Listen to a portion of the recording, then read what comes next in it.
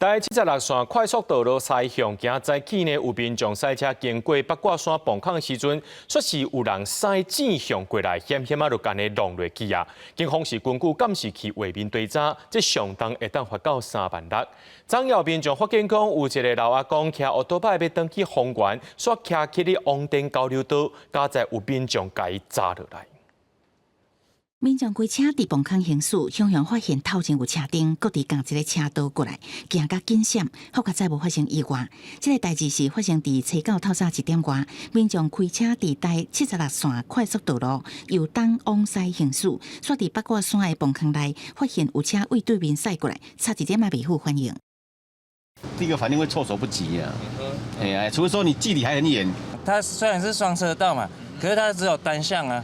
那你又无法跨过去旁边呢、因为那时候车速一定是都蛮快的。实际来到八卦山的磅坑，因为这甲国道3号连接，阁是南投甲彰化的交通要道，车流量真大。磅坑内底限速80公里，若做有车反向行驶，反应时间真紧袂赴，造成意外。 警方除了要依照违反道交条例开罚，嘛要追究是毋是涉犯公共危险罪。逆向车辆已驶出八卦山隧道，并下平面道路，经向行控中心调阅影像，本分队将通知该逆向车辆车主到案说明。 另外，有民众车八早起8点，嘛伫国道1号王田交流道发现一个80岁的老阿伯骑机车要骑去咧国道，赶紧甲砸落来。骑去就南嘛呢？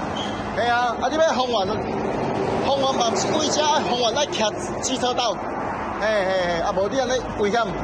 骑乘机车误闯王田交道匝道，依法自然举发。